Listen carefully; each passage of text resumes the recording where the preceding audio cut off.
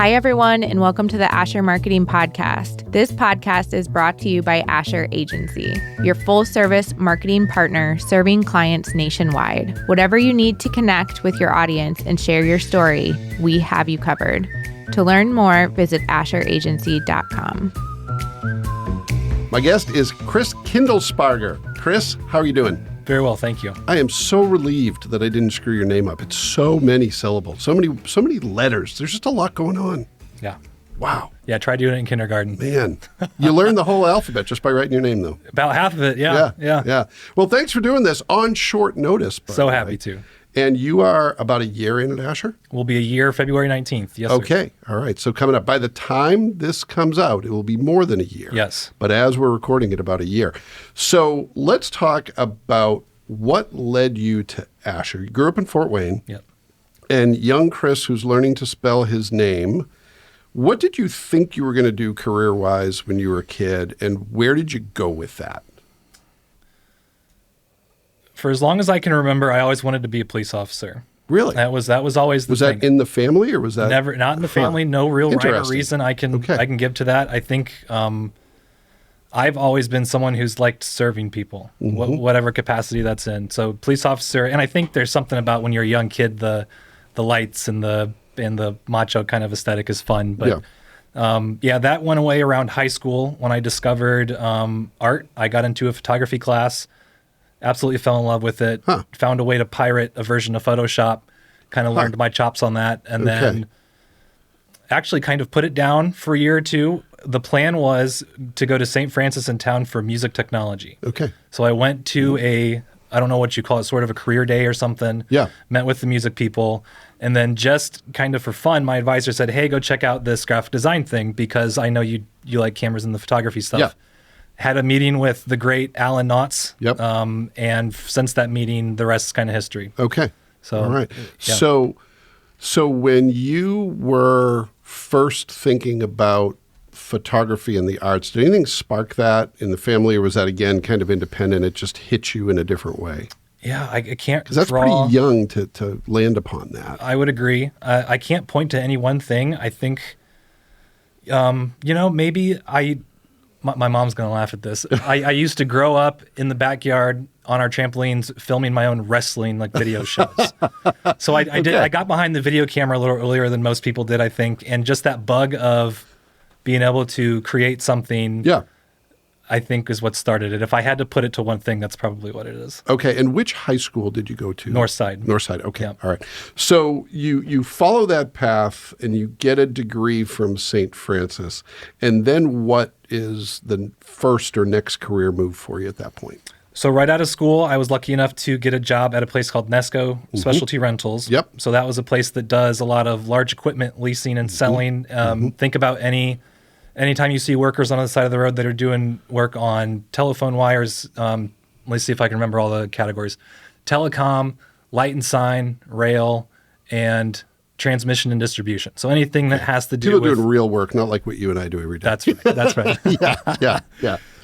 So that was a really great place to get in and kind of cut my teeth in the design world for a couple of reasons. One, I went into a company that had little to no visual identity. They were looking for something. They had just been bought up by a bigger investment, private equity firm, whatever you call it. But still had their own brand. Right. They knew who they were, which was the important thing. But it was like, hey, take this and turn it into design solutions. Okay. And my boss at the time didn't have a ton of design training and kind of let me run with it. Okay. So looking back, there are some things I certainly would have approached differently, but it was such a great way to take this big ambiguous thing of for lack of a better term, like a not sexy business, selling equipment and stuff like that. And how do you make that into something that's palatable and visually solves the problem? Yeah. So that was kind of the first step. Yeah. Which is a great lesson to learn early on. It's really easy.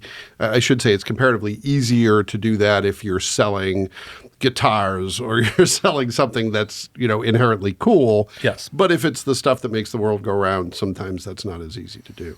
And I would push that to the design side of it too. It almost makes it more of a challenge to, if it's something that isn't immediately attractive, how do you make it that way, even though this content's not? Which is, when design can be problem solving for me is when I'm at my happiest. Is here's this thing, use your design acumen to make it into this thing. That's the dream. Well, and becoming more important in a world where you get about 2 seconds of attention before people decide if they're going to turn their attention to something else. Totally agree. Yeah. Okay. So you do that. It's going well. You have some autonomy, but then you say, I'm going to do something else. Why do you say you're going to do something else? I wouldn't say this was a big reason, but the next job was right around when COVID hit. So from Nesco, I went to a place called Burn Apparel, which you've actually talked to. Friend of the podcast, Melissa Dunning, yep. And Cody Heckper. Who was on in 2023. So shout out to both of them. Yep. So yeah, from Nesco to Burn was a complete 180. It went from this B2B business that cared very little about kind of the end user to we're now selling apparel to mom and pop shops or direct to consumer in some places. And so talk about just a 180 in the design world. And it was great. I got to work kind of a different part of that skill set, which is now more of the messaging and more of the selling benefits and not features of something. It goes into more of the marketing and like psychological side of it, which is really, really fun as well. Yeah. So you started that job. It looks like, if your LinkedIn profile can be believed, you started like right in COVID. The first day we went into lockdown was my first day at work, if I remember it correctly. Wow. April 1st, 2020. So did you meet your coworkers face to face and then went remote? Yep. I had a couple interviews in the office as it was bare bones. And then my first, I think it was the week, I took a week off in between just to kind of relax. And that week, everything shut down. Wow. And I spent my first 6 months in my room working there. Yeah. So quick sidebar, how did you build relationships at a new place when you're working remotely? I was lucky enough to have a great team with me at the time. There was 3 guys on the team, Austin, Heath, and Justin. Shout out to them. They did a really good job at making me feel welcome. And the entire company at Burn, just incredible people, incredible leadership. And one big thing that helped was the virtual beer 30s. Okay. So that didn't go by the wayside when COVID hit. You just plop down the case next to the shoe and crack, and things start to flow a little easier. Yeah, well, and you're not shy. I think it's fair to say. Yeah, I'd say so. You're outgoing, so that helps for sure. Certainly. So you're at Burn. You go from graphic designer to art director, and then you decide to come to Asher. What was it? Was it an opportunity that came your way? Were you looking for something different? Was Asher looking at you? Was it mutual? How did that work out that you ended up here? I can't speak to what you guys were looking at. If it was an important decision, I wasn't involved. I had nothing to do with it. It wasn't out of wanting something new necessarily. I left Burn on fantastic terms. Again, I still loved everyone that worked there, but I started to feel like I was stagnating a bit in my career. I needed something that was a bit more of a challenge. And ever since design school, the agency was kind of your 5-year goal, right? So for me, it was like, okay, I was told coming out of school, and I wasn't the best student. I was kind of a slacker. And I was told maybe the in-house thing is where you start, but the agency, if you can get there, is something that you should at least try. So that was kind of the goal. Okay. So when this opened up, I applied, and actually when I went to apply here, the application had closed, but my wife talked me into, hey, just submit it and see what happens. Yeah. So I did that, came in and talked to you guys. I was lucky enough to get the position, but it came more out of like let's see what I can do. Let's see if I can offer anything to this well-established place that even from college and design school, it has such a name in Fort Wayne. It was really cool just to be able to come in here and meet you guys, much less to get the position. So. Well, and it's to your credit and to her credit as well. I'm always, because Fort Wayne is such a small town, I always kind of clench my teeth when we hire an employee from an organization we're friendly with, and that was certainly the case with Burn. But to your credit and to Melissa's, she reached out and said, hey, Chris is going to be taking a job with Asher, and we wish him the best. He's going to be great to work with. So to her credit that she reached out and did that. She could have been like, why you Asher people stealing my good employee, but she didn't. Yeah. So that speaks well to both parties. Melissa's great. And she spoke very highly of you as well. Well, That happens 1 in a million times. So you also had some coworkers who had experience with St. Francis, which probably helped, similar background. So that was a known quantity.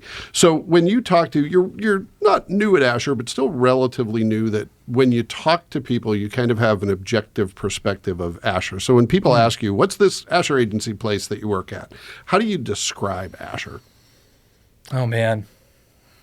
It's a lot. I won't lie. It is a lot. It's a lot.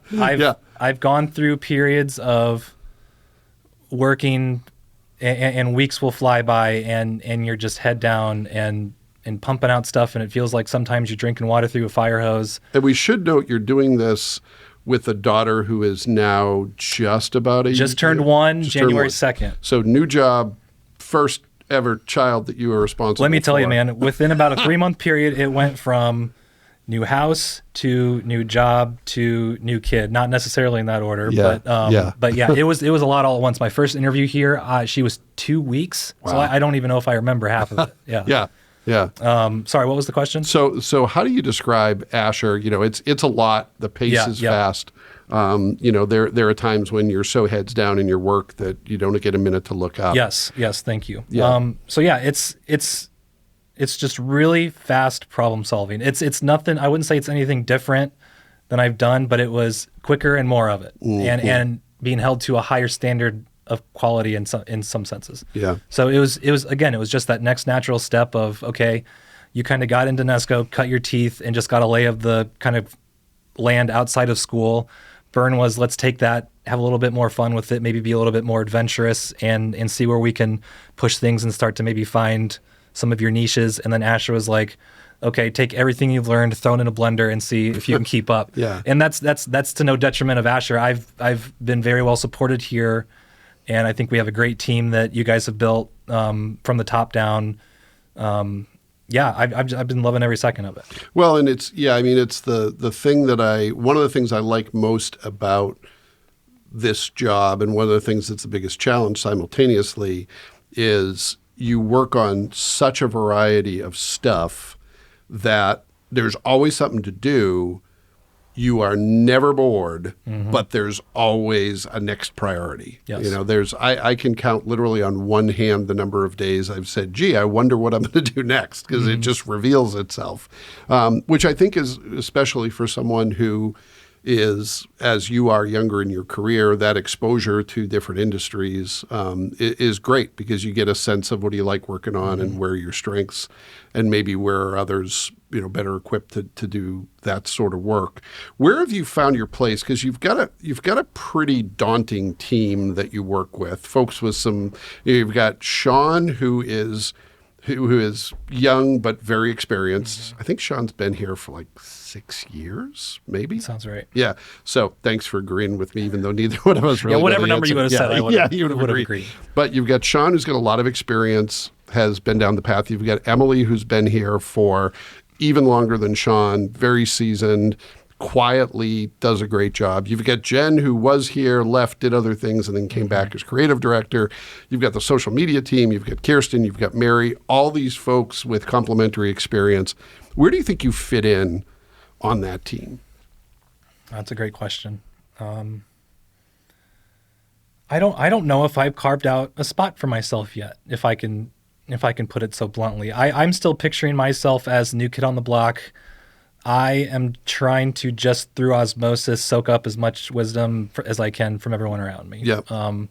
As often as I can, I'm trying to get opinions on things, listen to how these guys are approaching their problem solving, everything from client kickoffs to initial designs to how we're handling feedback to how we're handling just anything that comes your way. They are all such pros. They handle it with such grace, and most importantly, just make killer work. So anything that I can glean from them, I think, is only going to benefit myself. Yeah. Well, and you're no longer the new guy because Jared started. So Jared's now the new guy. And Emily. Yeah.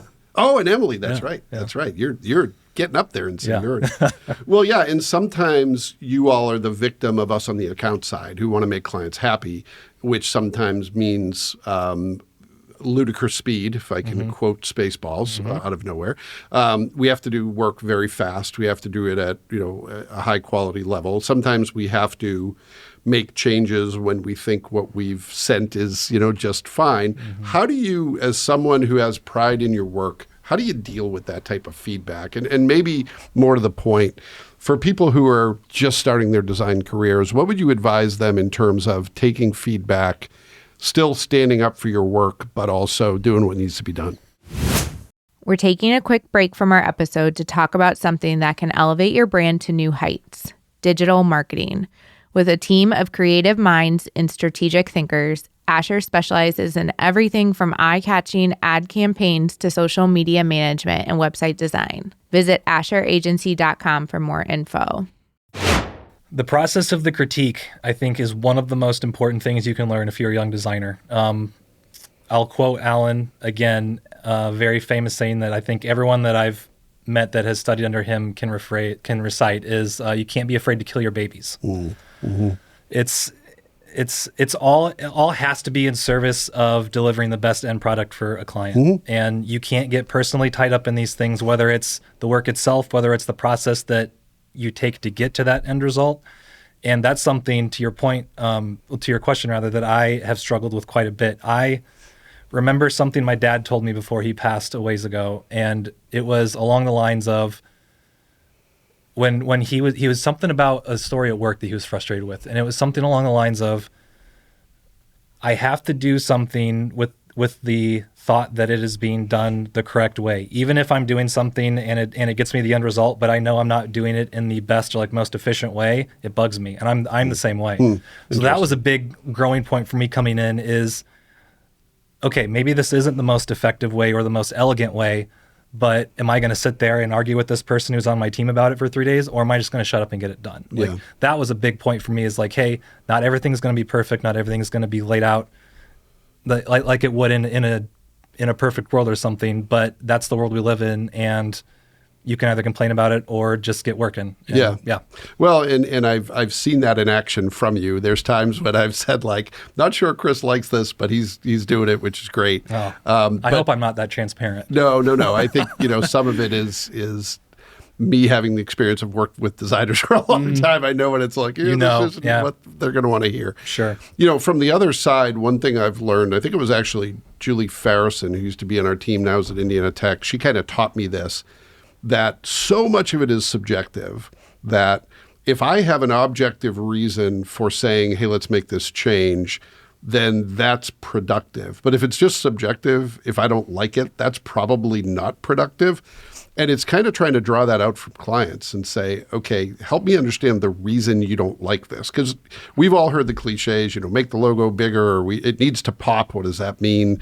And I've had clients say those very words, but you have to dig a little deeper and say, what objectively isn't working here? And that can be hard to do. And I can imagine it's challenging to hear very subjective, very non-specific feedback sometimes. Help me understand is a great phrase. That's a great way to put it. Is we need to understand where these people are coming from, and that's something that I've worked on too, is not just taking what you're getting as feedback at face value. Is how can I dig in, find the insights, and maybe glean some things that we can take and put in to the work. Yeah, even if it's ultimately going to be subjective, let's get as much objectivity 100%. Out of the conversation as we can. 100%. Well, and I think you're really, and I'll tell you why I believe this. I think you're really emblematic of something that is important at Asher, is that we tend to hire people who are very service-oriented. You said it yourself. You wanted to be of service to others. And I think that is very viral. That I've worked with designers in the past, not anyone currently on our team, who they don't want to kill their babies, and they will look over you they'll look over their chunky glasses at you like you're an inferior human being, because how dare you criticize what they do. We don't tolerate that really well. I think it's a very service-oriented group. One of the things I noticed about you from the start, and this is a lesson to all of you young professionals, that because you're working with a team that doesn't have walls, right? You have earbuds in. But every time I walk down the aisle, you take your earbuds out. And even when I'm not coming to talk to you, you're like, this person may need something. That's not common, and that's great. But I think it's emblematic of what Asher does well. It's like, hey, we're here to help each other. I don't want that doesn't mean I'm never going to push back, but it means I'm going to be ready to have the conversation and not see it as an imposition. And there's times when I've even been guilty of that. It's like, oh shit, what's this going to be, right? But you don't give off that vibe, which is a credit to you. I appreciate that. And everyone is at times, but yeah, I take design and try to do everything I do in life as a team sport. It's more fun. It's more collaborative. It only improves things. So I totally agree with that. Yeah. So what are some of this is something I'm springing on you. I didn't prepare you for this, but what are some of your favorite things you've worked on at Asher, favorite projects that you've been part of? Oh, man. Anything, and feel free to cite as many as you like, but one or two.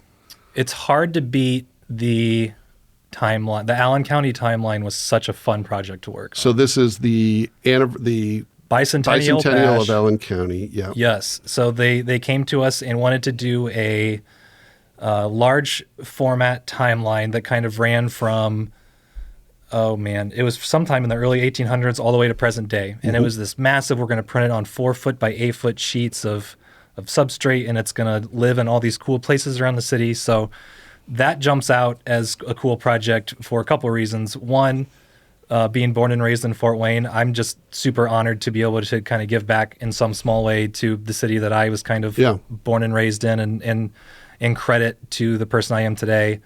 I got to work with a lot of great people from the city and from Allen County, and work with some new people in Asher that I hadn't previously. Yeah.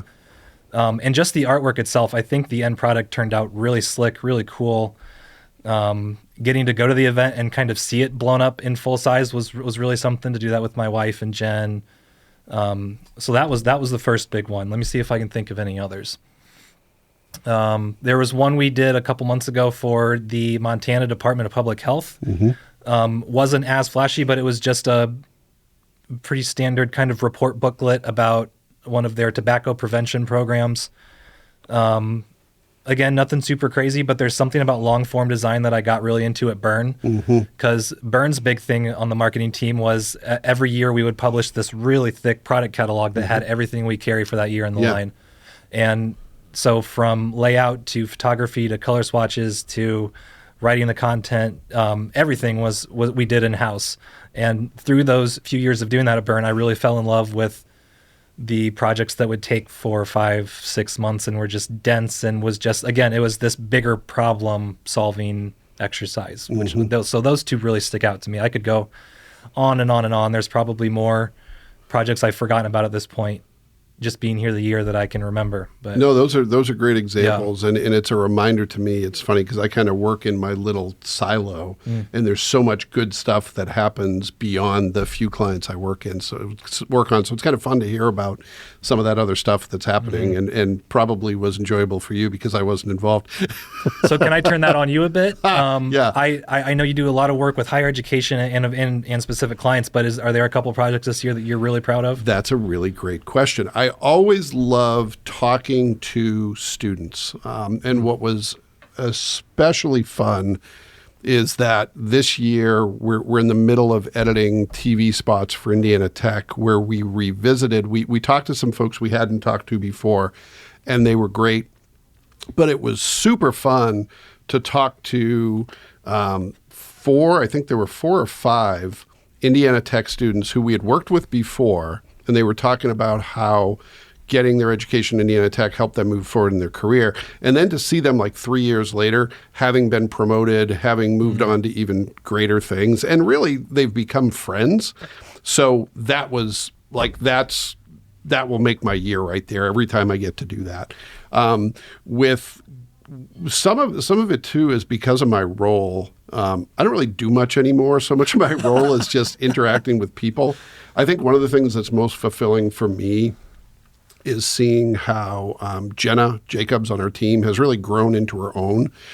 Jenna will still say she's shy and introverted, but she's really one of the people who's kind of the glue here that keeps everyone together. Yeah. So that's been fulfilling. It's more about the people for me. And then, really working with y'all who are great at what you do and staying out of the way as much as possible so that work can be good. But look at you giving me a question. That was great. I try. Yeah. So I'm going to throw you another difficult question that you're not prepared for. Okay. You've done these things simultaneously, so how has being a fairly new parent informed your work and vice versa? How has what you've learned in your career helped you or challenged you from a parenting perspective? Wow. Man, I'm still so deep in it. I don't know if I'm to that point yet where I've gotten to reflect on it. So my daughter was born January 2nd last year, so we're just past a year, and that first year for me was really, really, really difficult. Yeah. My wife will tell you, I'm someone who is so at the whimsy of I don't want to call it ADHD because I don't think it's that, but I'm just always have to be doing something.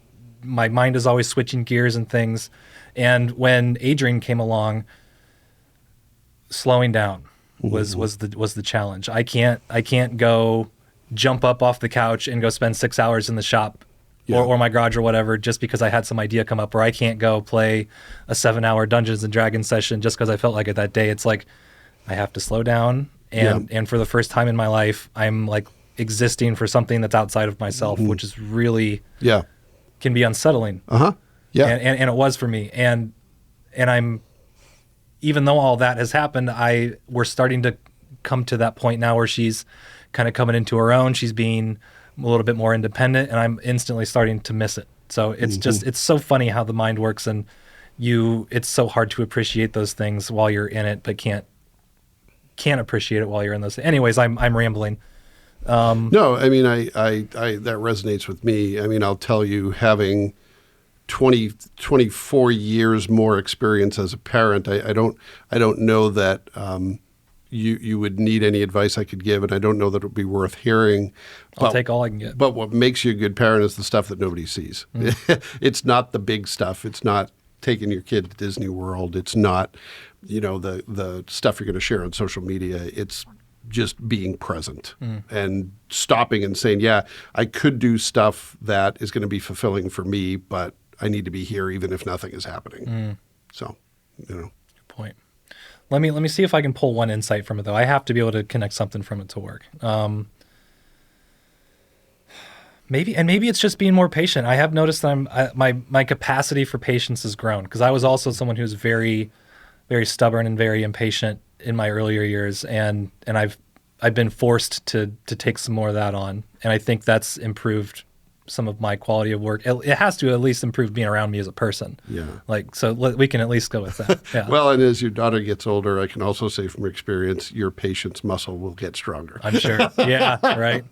Out of necessity, if nothing else. Well, I'll do it happily. She's great. Yeah. Well, great. All right. Well, let's pivot to some quick hit final questions. What would you say is your best career advice? You've changed jobs, you've done things that you had to bring your creativity to the table, others where you've been challenged with, the pace of the work. What's the one thing you've learned that you think is most important in all that? It's cliche, but it's true. I am lucky enough to do what I love doing. Yeah. I remember thinking about going into the art field and talking to both my parents about it.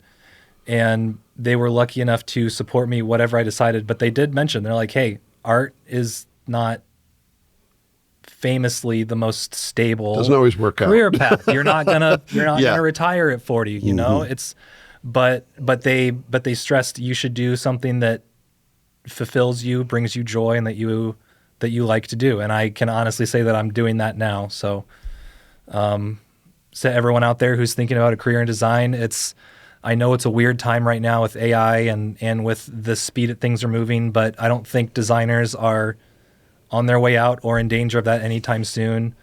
So if it's what you do, stick with it. I mean, for me, it got to a point where I couldn't do anything else beside it. And life happens. I'll always adapt and change no matter what happens, but it just, you just have that sense deep down of it's what you want to do. It's what makes you happy, brings you joy.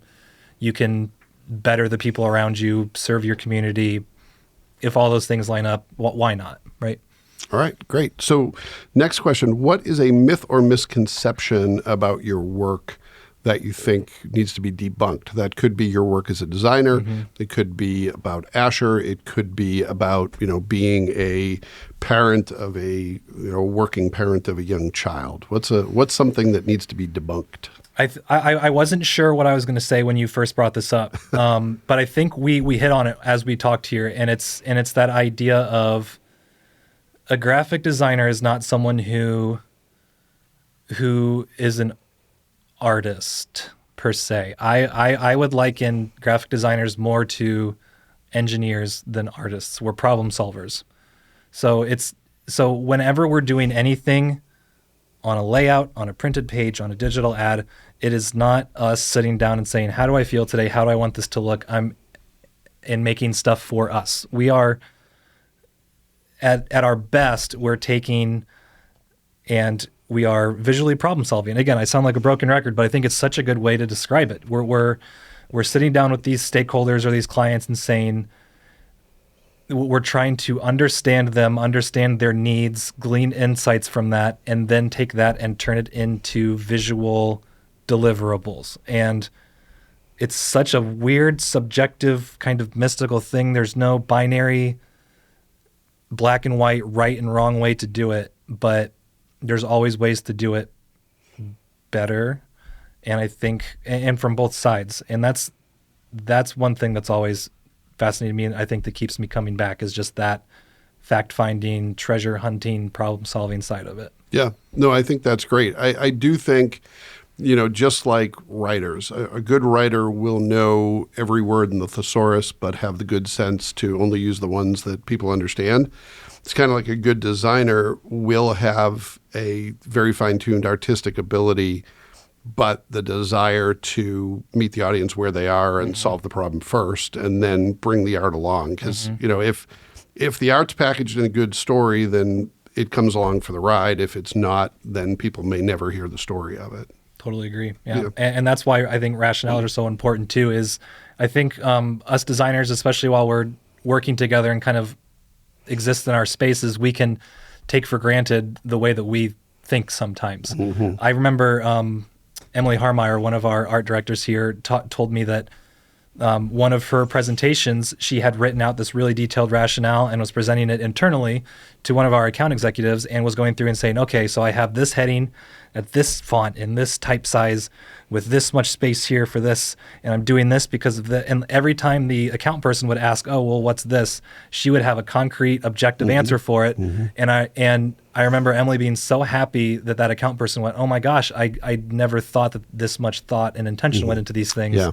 And I think that is something that we can overlook a lot, is that other people don't understand the depth of the process in that. Well, it's like a lot of things. When it looks effortless, it's because a lot of effort went into making it look effortless, right? Very well put. Yeah. So, yeah. Okay, last question. So what is a tool that you use in your work that helps you get the job done? Something that makes it more efficient, something that makes it better, saves you time, brings, facets that you might not be able to bring on your own. It can be digital, it can be analog, doesn't matter.